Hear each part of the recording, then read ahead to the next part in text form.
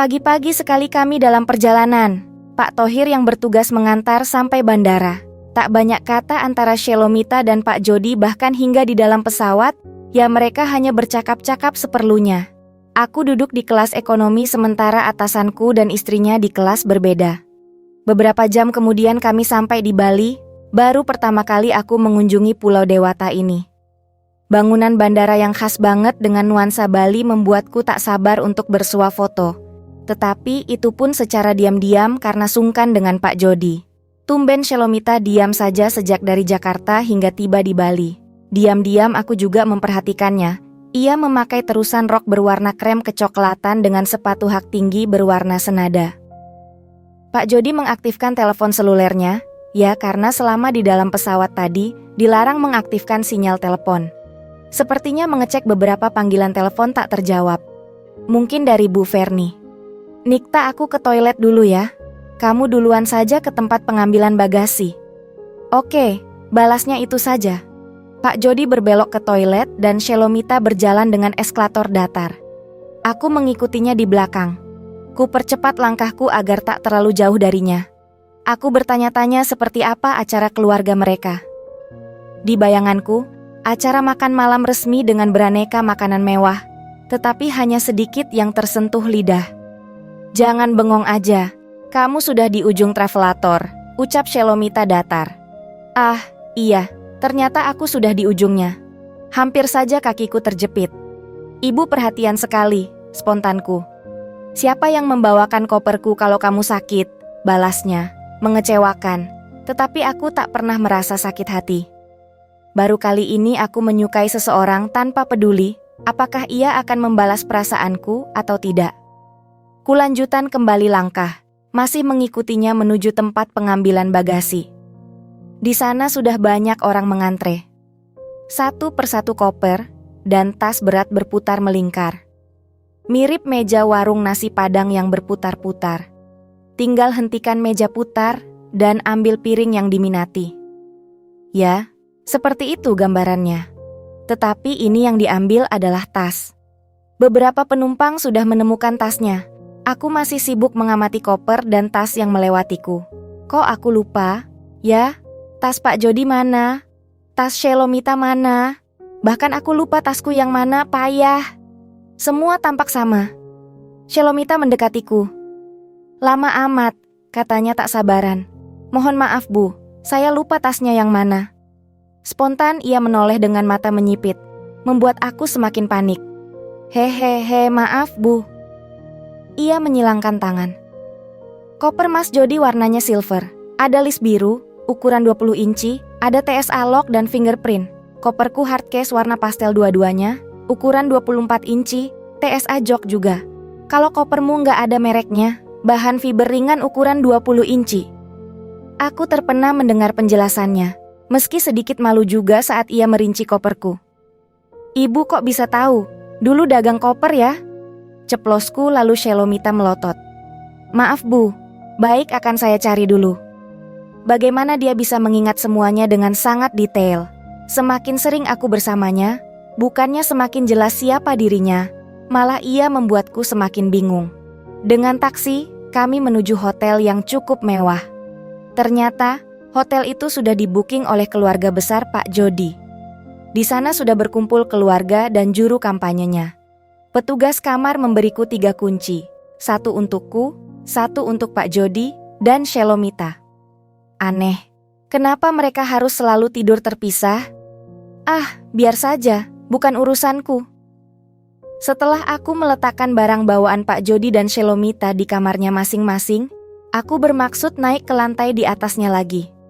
Kamarku di atas. Tetapi sebelum aku naik melalui lift, mataku menangkap pemandangan menarik di ruang pertemuan lantai itu. Di ruang khusus Pak Jody menyambangi kakaknya.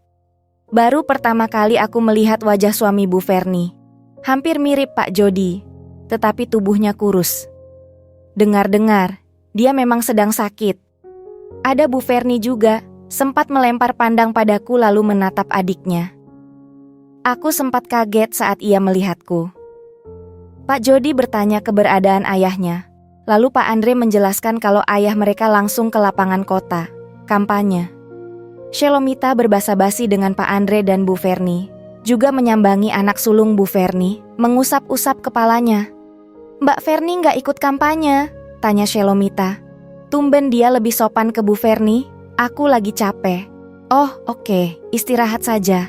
Shelomita buru-buru permisi, mau ke kamar lebih dulu. Terlihat sekali ekspresinya girang, tetapi berusaha disembunyikannya.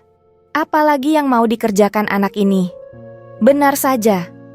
Saat aku sedang menikmati indahnya pemandangan Bali dari teras kamarku, sosok wanita berkemeja putih lengan panjang dan celana jeans juga topi pet menyusup keluar halaman hotel. Itu Shelomita. Lincah benar dia kalau mau kabur. Atau kabur memang keahliannya. Buru-buru aku turun ke bawah untuk mengejarnya. "Ibu mau kemana?" tanyaku dengan napas ngos-ngosan mengejarnya. Shelomita menengok padaku. "Ngapain lagi sih kamu ngejar?" "Ibu mau kemana?" "Aku cuman mau lihat kampanye bapak mertuaku. Mumpung nggak ada Ferni." "Bahaya, Bu." Meski sudah berusaha mencegah, Shelomita tetap pergi. Tak ada pilihan lain selain mengikutinya. Tiba di balai kota, kerumunan sudah penuh sesak. Juru kampanye sibuk mengumandangkan yel-yel sebelum Afrizal Fadli berpidato. Shelomita berdiri dengan menyilangkan tangan di tengah kerumunan. Entah apa yang ingin dilakukannya. Wajah berseri seolah senang melihat kerumunan. "Ibu cari apa di sini?" Biasanya kalau ada ramai-ramai begini, ada juga keributan. Sudah lama nggak lihat keributan secara langsung. "Aneh, ibu malah suka melihat keributan." "Seru aja," balasnya. "Bagaimana sih cara berpikirmu?" Aku mengikuti arah tatapan Shelomita, menuju pada seorang pria yang bergerak seperti menyusup di antara kerumunan orang. Shelomita mengikutinya. "Bu," panggilku, tetapi tak digubris. Aduh, mau apa dia? Semakin aku mengikutinya, semakin jelas ia mengikuti pula pria kurus berwajah bopeng dengan sebilah pisau lipat di tangannya. Ini bahaya. Mataku terpana saat gerakan Shelomita gesit membelokkan tangan pria itu hingga pisau lipatnya terjatuh. Dengan cepat pula ia menendang pisau lipat ke dalam selokan berlumpur hingga pisau itu sulit ditemukan. Pria itu menoleh kebingungan karena tak melihat siapa yang menyerangnya. Shelomita tetap berdiri dengan bersikap wajar, layaknya seorang yang sedang melihat kampanye dengan serius. Bagaimana dia bisa melakukan itu? Rasanya jantungku hampir berhenti. Untungnya tak lama kami berada di tempat itu. Shelomita memutuskan pulang. Katanya, kampanye kurang seru. Malamnya, aku berseragam batik lengan panjang karena acara makan malam lebih resmi. Selain keluarga besar, ada pula para elit politik yang hadir. Shelomita bergandengan tangan dengan Pak Jody masuk ke ruangan. Gaunnya yang bernuansa pink dusty sungguh membuatku terpukau. Shelomita duduk di antara Bu Ferni dan Pak Jody. Aku mengawasi dari kejauhan saja. Sepertinya ia banyak diam di antara keluarga Pak Jody. Apalagi saat bapak mertuanya membahas kenapa Shelomita belum terlihat tanda-tanda kehamilan dan membandingkan dengan Ferni yang sedang hamil. Meski cara Afrizal Fadli menyindir dengan nada bercanda, aku yakin Shelomita pasti tetap merasa sedih. Bagaimana mereka mau punya anak, tak pernah tidur bersama begitu. Malam semakin larut dan tamu-tamu masih betah bercakap-cakap di ruang pertemuan di hotel yang sama. Aku mencicipi aneka minuman saja, daripada tak melakukan apa-apa. Beberapa tamu sudah ada yang keluar ruangan, salah satunya seorang pria paruh baya yang sedari tadi dipandangi Shelomita. Entah apa lagi yang ada di dalam pikirannya. "Egi, mau berdansa denganku?" Suara itu. "Shelomita?" Belum sempat membalas, ia sudah memegang tanganku dan mengajakku berdansa di tempat. Menarikku dalam tariannya yang melambat. Tumben, ada angin apa? Ia mendekatkan bibirnya di telingaku, yang membuatku merinding seketika. "Egi, aku perlu bantuanmu." Pantas saja dia mendekatiku. Ternyata ada maksud tersembunyi. "Apa yang bisa saya bantu, Bu?" "Kamu pura-pura jadi aku," ucapnya. Jari tangannya cepat sekali menyelipkan kunci di saku belakang celana kainku. "Kalau Ferni mengecekku di kamar, kamu pura-pura tidur saja, tutupi semua tubuhmu dengan selimut, dia tidak akan memeriksa detail kok." Rencana apa lagi yang mau dilakukan Shelomita? Gadisku ini memang pembuat masalah, meski aku terpana dengan gerakan tangannya yang cepat saat menyelipkan kunci di sakuku. Membuat hasrat seorang pria muncul. Aku mau mengejar pria tua yang barusan keluar tadi. Dia direktur bank negara yang baru, pengganti papaku. Aku hanya ingin tahu di mana papaku dipindahkan perawatannya. Dia pasti tahu. Aku jadi teringat di awal menyopiri Shelomita. Ia pernah menelepon seseorang dan menanyakan keberadaan papanya. Itu berbahaya, Bu. Kamu nggak mau nolong aku? Tanyanya sembari bergerak semakin cepat dalam tariannya, hingga aku agak kesulitan mengikutinya. Dia sangat tahu kelemahanku. Aku nggak mungkin menolak permintaannya. Singkat cerita, aku sudah lebih dulu berada di kamarnya. Shelomita menjalankan rencananya dengan menuangkan sedikit air ke gaunnya. Seolah sebuah kecelakaan efek mata berat karena kantuk dan segera pamit untuk istirahat. Ia berhasil meninggalkan ruang pertemuan tanpa dicurigai. Aku gugup berada di kamarnya. Semakin gugup lagi saat membayangkan jika Bu Ferni masuk dan mengecek. Pasti keadaan semakin kacau. Bu Ferni mempunyai kunci kamar adiknya. Shelomita kenapa belum muncul juga? Hampir 40 menit lamanya aku menunggu. Kemudian terdengar suara langkah di lorong hotel. Keringat dinginku mulai mengucur.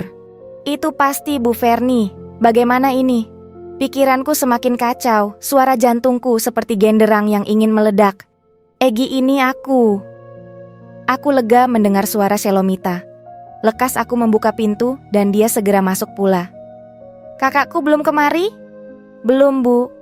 Kelegaan tergurat juga di wajah cantiknya. Ya sudah, kamu boleh pergi. Oh ya, makasih ya. Siap, Bu. Sayangnya baru saja mau keluar dari kamarnya terdengar suara langkah, lalu berhenti di depan pintu kamarnya. Aku dan dia berpandangan cemas. Ferni. Dengan sigap Shelomita mendorongku ke ranjang bersamanya, jalu menutupi tubuh kami dengan satu selimut. Aku tergugup saat menatapnya berada di atasku. Pintu terbuka, seseorang masuk dan benar saja itu Ferni. Nikta, kamu sudah tidur? Aku bisa merasakan keresahan Shelomita. Tangannya yang tak sengaja tersentuh, terasa begitu dingin. Shelomita menutup mata seolah mencoba berpikir dalam keadaan darurat. Sesuatu tak terduga ia lakukan, membuka sebagian selimut lalu menoleh ke Bu Ferni. Apa yang kamu lakukan di kamarku? Tanya balik Shelomita pada Ferni. Sepertinya ini akan berakhir buruk. Wajahku sudah sangat pucat menyaksikan tindakan Shelomita. Aku yakin Bu Ferni terkejut, meski aku tak bisa melihatnya, karena Shelomita menyembunyikan wajah. Japa dia, Nikta? Shelomita masih berusaha menyembunyikan wajahku. Ini layanan kamar. Dia... Shelomita menoleh padaku sesaat. Pria panggilan. Aku syok mendengar ucapannya. Bu, teganya kamu mengatakan aku pria panggilan. Protesku dengan berbisik, namun tangan Shelomita bergerak cepat menutup mulutku. Jangan banyak gerak. Ferni mulai curiga. Ferni berusaha mendekat. Keluar dari kamarku, ini privasiku. Aku tidak pernah mengganggu privasimu dan Mas Jody, jadi jangan ganggu juga privasiku. Sepertinya kalimat itu berhasil membuat Bu Ferni pergi. Aku mendengar langkahnya yang menjauh dan diikuti suara pintu yang menutup. Hening. Shelomita melepaskan tangannya yang membekapku. Saat ia berusaha menarik badannya untuk bangun, entah mengapa aku belum ikhlas.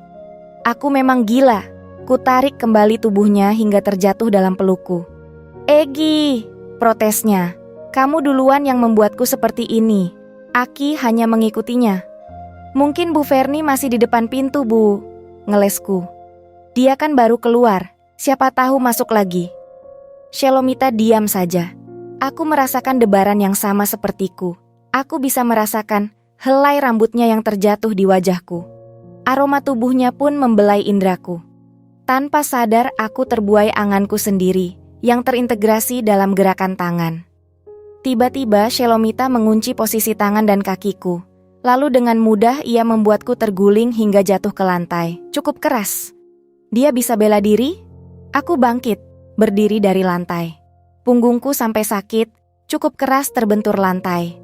Ibu tega banget ngebanting saya ke lantai. Sewotku. Shelomita duduk santai di bibir ranjang. Masih syukur tanganmu tidak kupatahkan. Dengan masih mengaduh, aku duduk di sofa dekat ranjangnya.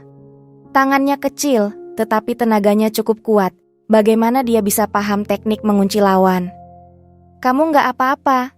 Tanyanya. Mungkin sedikit kasihan padaku. Ibu keterlaluan, tidak perlu membantingkan, ucapku sambil mengelus-ngelus pinggangku sendiri. Shelomita lalu berpindah duduk di sofa yang sama denganku. Alah, gitu aja kok, balasnya. Aku menoleh padanya, duduk sedikit menyamping. Ibu sudah merugikanku 3 kali malam ini. Oh iya? Ucapnya dengan ekspresi meledek. Iya 3 kali. Apa saja? Pertama, ibu sudah membuatku dalam masalah malam ini. Sekarang aku takut keluar dari kamar ini. Bagaimana kalau Bu Verni masih mengawasi di luar? Apalagi kamarnya dekat dengan lift. Bening mata Shelomita menatap teduh, membuatku selalu ingin berlama-lama dengannya. Ya, tunggu saja sampai Verni tidur, baru kembali ke kamarmu. Yes, untung aku punya kemampuan tersembunyi, pandai bersilat lidah. Kerugian kedua apa? Tanyanya polos sembari menyilangkan kaki, membuatku tak konsen saja. Aku berdehem sebelum memulai ucapanku. Kerugian kedua, tega-teganya ibu menyebutku pria panggilan. Wajah Shelomita bersemu, antara bingung dan mau tertawa, tetapi ditahannya. Itu kan keadaan darurat, daripada Verni maksa lihat wajahmu. Bukannya malah membuat keadaan semakin kacau kalau dia sampai tahu kamu ada di sini. Aku jadi membayangkan kejadian mendebarkan tadi. Benar-benar tegang, bukan karena Verni, melainkan aku tegang karena Shelomita. Di mataku, sikapnya benar-benar bisa membuat pria biasa sepertiku resah. Dia memang meresahkan. Intinya ibu sudah membuatku dalam masalah. Seandainya gosip, karena ucapan ibu tadi menyebar keluar, hancur reputasiku sebagai pria tampan. Mana ada cewek yang mau padaku. Shelomita mengambil bantal sofa, menutupi tawanya. Aku menarik bantal sofanya. Kenapa ditutupi? Ibu kalau tertawa cantik. Ia tersenyum dengan wajahnya yang bersemu. Pasti sudah banyak cewek yang jadi korbanmu ya. Aku memberi perasaanku tidak pada sembarang orang, ucapku yakin sambil menatap matanya. Dia juga menyambut sorot mataku dengan sedikit senyuman di bibirnya. Shelomita seperti berhati-hati membalas ucapanku. Ia membatasi perasaannya sendiri. Atau mungkin, aku yang tak berani menyatakan secara langsung rasa cintaku. Di dunia ini pasti banyak pria sepertiku. Cinta, tetapi tak berani mengatakannya. Apa kerugian yang ketiga? Tanyanya dengan suara seolah berbisik. Suaranya yang seperti itu seolah meracuni pikiranku. Jika suatu hari nanti, orang-orang mengetahui rasa cintaku untuk Shelomita, aku tak peduli. Ya, aku tak peduli mereka menganggap yang kulakukan adalah salah. Aku yakin mencintainya adalah kebenaran. Ketiga, ibu telah melecehkanku. Matanya membelalak, terkejut dengan ucapanku. Dia melemparkanku bantal sofa di tangannya. Apa maksudmu? Ibu tadi dorong saya ke ranjang, secara paksa, apa namanya itu kalau bukan pelecehan? Aku menikmati wajahnya yang terlihat panik dan bingung membalas ucapanku. Itu tadi kan darurat Egi, protesnya. Aku suka menatap bibirnya saat menyebut namaku. Yang jelas, aku sudah dirugikan 3 kali, potongku. Oke, baiklah, aku minta maaf, balasnya dengan mimik wajah setengah kesal. Ibu nggak tulus minta maafnya, lanjutku. Kami berdua dalam rangkulan malam yang kian larut. Shelomita masih terduduk di sebelahku, aku mengembalikan bantal sofa yang tadi ia lemparkan. Oke, aku akan mengabulkan permintaanmu. Berapa permintaan? Dia mendelik dan melempar kembali bantal sofa yang baru ku kembalikan. Berani nawar ya kamu? Kan ibu sudah merugikanku 3 kali, nggak seimbang dong. Kalau hanya 1 saja permintaanku yang dikabulkan. Ia menghela melepaskan pertahanannya. Oke baiklah, 3 permintaan. Tentu saja senyumku langsung mengembang. Shelomita membuka gelas bening yang menelungkup pada alasnya. Ia menuangkan air mineral pada 2 gelas. Minum, tawarnya padaku. Aku mengambil gelas yang dituangkannya, saat ia sudah meminum habis air di gelasnya. "Egi, kamu mau mendengar ceritaku? Ini hal yang baik." Dia mulai mengajakku berbagi cerita. "Saya akan jadi pendengar yang baik. Ibu silakan cerita." Wajahnya yang tadi tersenyum kini meluntur, berganti sedih. "Aku sebenarnya sedang sedih. Karena kamu, aku jadi sedikit terhibur. Aku tersanjung bisa menjadi bagian sebagai pengobat hatinya yang lara malam ini. Aku tadi bertemu Pak Prayoga, Direktur Bank Negara yang baru. Dia mengatakan papaku ternyata berada di Bali." Shelomita bercerita jika papanya menyembuhkan diri di sebuah villa di Bali. Namun asistennya yang menarik perhatianku. Karena saat aku muncul dan bilang aku Shelomita, putri direktur sebelumnya, tiba-tiba asistennya itu terlihat gugup. Aku merasa ada sesuatu yang ia ketahui. "Lalu?" tanyaku ikut penasaran. Aku menunggu hingga sepi lalu aku memaksanya untuk bicara. "Pantas saja Shelomita tadi lama." "Apa katanya, Bu?" Tiba-tiba air matanya meleleh. Suasana menjadi redup saat ia menangis. Hatiku juga ikut tertusuk saat butir demi butir air mata itu jatuh di pangkuannya. Apa yang membuatnya terluka sesedih itu? Katanya, Shelomita sudah mati. Aku tertegun mendengarnya. Dia bahkan menghadiri acara pemakaman Shelomita. Lirihnya dengan air mata berderai. Aku tak bisa menahan tanganku dan bertindak spontan menghapus air mata di pipinya dengan jari jemariku. "Lalu aku siapa?" tanyanya dengan napas sesak karena disertai deru tangis. Aku iba melihatnya, hal sebesar ini sejak tadi disembunyikannya, berusaha tegar. Aku selalu terpana melihat sikapnya yang tidak mudah ditebak. Dia pandai menyimpan isi hatinya, meski sedang jatuh sekalipun. Seperti yang kukatakan tadi, aku tak sembarang memberi perasaanku pada seseorang. Aku tak sembarang mengorbankan hidupku untuk seseorang. Cintaku bukan sekadar kata-kata. Aku akan berkorban apapun untuknya. Jariku yang menghapus air matanya, kemudian berpindah menggenggam tangannya. Aku menyelam dalam tangisnya. "Aku sebenarnya siapa?" ulangnya sedih. "Aku tidak peduli siapa kamu. Kamulah satu-satunya gadis yang membuatku seperti orang gila karena mencintaimu. Aku gila dengan cintaku."